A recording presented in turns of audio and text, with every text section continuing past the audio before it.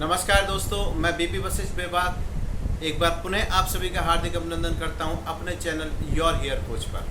साथियों, जैसा कि मैं रोज़ आपको एक नए विषय, नई जानकारी के साथ में कुछ ना कुछ नई टिप जरूर देता हूं। वीडियो शुरू करने से पहले एक बार पुनः उन सभी लोगों से मेरा निवेदन है जिन्होंने अभी तक चैनल को सब्सक्राइब नहीं किया है, आप लोग चैनल को सब्सक्राइब कर लीजिए, बेल आइकन पर बटन दबाइए ताकि आपको आने वाली वीडियो की नोटिफिकेशंस भी मिलती रहेगी। साथियों, जैसा कि मुझे आप सभी का प्यार भरपूर मात्रा में मिल रहा है, इसके लिए मैं आप सभी का तहे दिल से धन्यवाद करता हूँ। साथियों, हम बालों की समस्या हो या कोई अन्य समस्या हो शरीर में, अगर कोई समस्या है तो इसका मतलब उसका हमें कहीं ना कहीं एक कारण भी होगा और उस समस्या का कहीं ना कहीं एक निवारण भी होगा।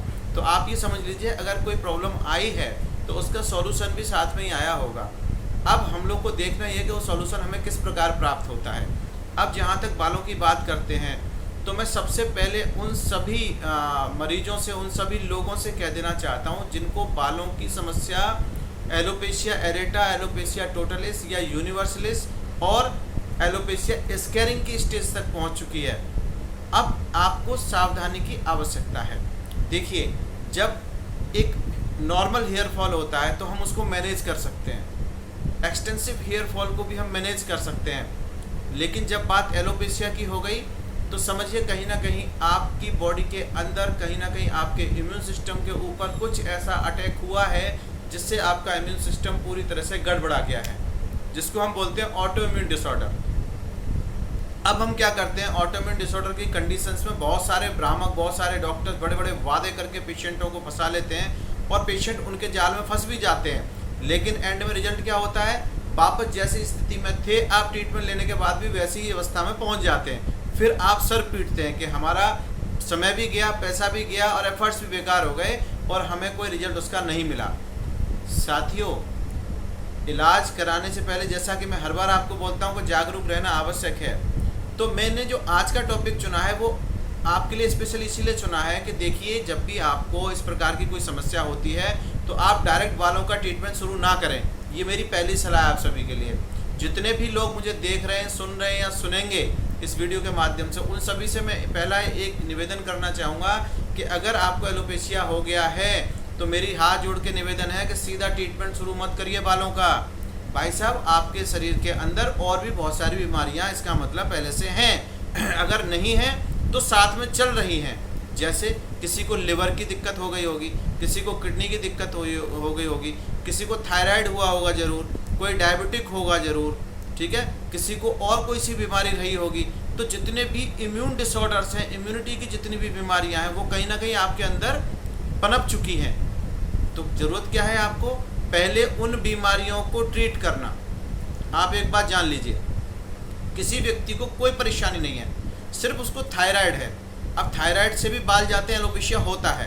अब मान लो थायराइड में आपने थायराइड तो ठीक किया नहीं, सीधा एलोपेशिया की दवा लेने लगे तो क्या होगा। अब इसमें भी आपने अगर स्टेरॉइड थेरेपी ले लिया कहीं से, तो स्टेरॉइड थेरेपी लेने से क्या होगा, आपका कुछ समय के लिए आपको लगेगा मेरा थायराइड ठीक हो रहा है, मेरे बाल भी आ रहे हैं, लेकिन ये तो बहुत ज़्यादा घातक ही हो गया आपके लिए। तो सबसे पहले आपको मैनेजमेंट करना है अपनी कोमॉर्बिडिटीज़ का, जो आपको साथ में बीमारियाँ चल रही हैं। जैसे आपको थायराइड चल रहा है, आपको डायबिटीज चल रही है, आपका किडनी फेलियर है, आपके लिवर सिरोसिस है, आपको लिवर में दिक्कत आ चुकी है, आपका पेट ठीक नहीं रहता, आपको कॉन्स्टिपेशन है, आपका गट बेकार हो चुका है, जीआईटी ट्रैक्ट में इन्फेक्शन है, आपको यूरिनरी ट्रैक्ट में इन्फेक्शन है, आपको मायोकार्डियल डिजीजेस है, आपको हार्ट की प्रॉब्लम्स है, भैया पहले आप उनका ध्यान दें। ये लाइफ थ्रेटनिंग हो सकती है। मैं ऐसा इसीलिए कह रहा हूँ कि आपकी जरा सी बेवकूफ़ी, जरा सी नादानी आपको बड़ी मुश्किल में डाल सकती है। तो जिन किसी को भी एलोपेशिया एरेटा, एलोपेशिया टोटलिस या यूनिवर्सलिस हुआ है, सबसे पहले आप अपना बॉडी का एग्जामिन कराएं। आप पाएंगे कि आपकी बॉडी ठीक नहीं है, कहीं ना कहीं आपको साथ में कुछ और बीमारियां भी हैं, जिसमें आपका लिवर डिसीज हो सकता है, किडनी डिसीज। भैया पहले सारे आप LFT कराइए, KFT कराइए, CBC कराइए, IGI लेवल कराइए। आप देखिए आपका कहीं रेक्ट लेवल तो नहीं बढ़ रहा है, और जितने भी आवश्यक टेस्ट हैं एक बार करा लो। जब उनकी रिपोर्ट्स नॉर्मल आ जाए उसके बाद ही मैं आपको एडवाइस करूंगा कि आप बालों के ट्रीटमेंट की तरफ बढ़ें। देखिए, जिनको इस तरह की बीमारियां हैं, अस्थमा वाले पेशेंटों के साथ भी ऐसा ही है। अस्थमा हो गया, उसको बहुत ज़्यादा दिक्कत है रेस्पिरेशन और सब चीज़ की, और वो बाल भी चले गए, अब वो परेशान है मेरे बाल चले गए। अरे भाई साहब, बाल चले गए आपको अस्थमा की वजह से गए, ये भी तो ऑटोइम्यून डिसऑर्डर में आता है। इसको ठीक करो आप, पहले आप अस्थमा को ठीक करो। आप देखेंगे कि अस्थमा जैसे जैसे ठीक होगा आपको बाल आने लग जाएंगे। ऐसे कई सारे पेशेंटों को मैंने देखा है। मैं आप सभी को बता देना चाहता हूँ, ट्रीटमेंट कराना आवश्यक है, लेकिन उससे पहले आपको बहुत सारी और भी चीज़ें करनी हैं। अपने शरीर की स्थिति को पूरी तरह से देखना है। तो साथियों, मैं आप सभी से एक बार पुनः कह देना चाहता हूँ कि ये बीमारी का इलाज, देखिए वैसे तो ऑटोइम्यून डिसऑर्डर का इलाज होता नहीं है, लेकिन आप इसका इलाज संभव है। कैसे संभव है? कि आप इसको नेचुरोपैथी में जाएं। 100% नेचुरोपैथी की बात कर रहा हूँ साथियों मैं। ऐसा नहीं कि नाम नेचुरोपैथी का और काम एलोपैथी का, ना, ऐसा धोखा मत खाना।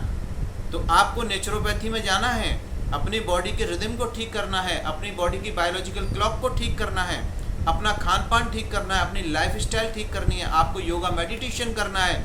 आप पाएंगे कि बड़ी जल्दी आपको एलोपेशिया में आराम हो रहा है और आपको स्वयं ही बाल आने लगे। अरे जब आप बाकी बीमारियां ठीक कर लोगे, आप देखोगे कि आपको 50% हेयर तो ऑटोमेटिक रिग्रोथ होने लग जाएंगे। और रहा बचा जितना भी होगा वो योगा, मेडिटेशन, डाइट, आपको जितने भी हर्बल ऑयल आदि देते हैं उससे ठीक हो जाओगे। तो क्यों इतना पैसा बर्बाद करना है, समय बर्बाद करना है और अपना मेंटल स्ट्रेस भी लेना है आपको। तो साथियों, अगर आपको मेरी राय अच्छी लगती है और आपको लगता है कि मैं आपके फ़ायदे की बात करता हूँ और कायदे की बात करता हूँ, तो कृपया इस वीडियो को शेयर भी किया करो, कमेंट भी किया करो।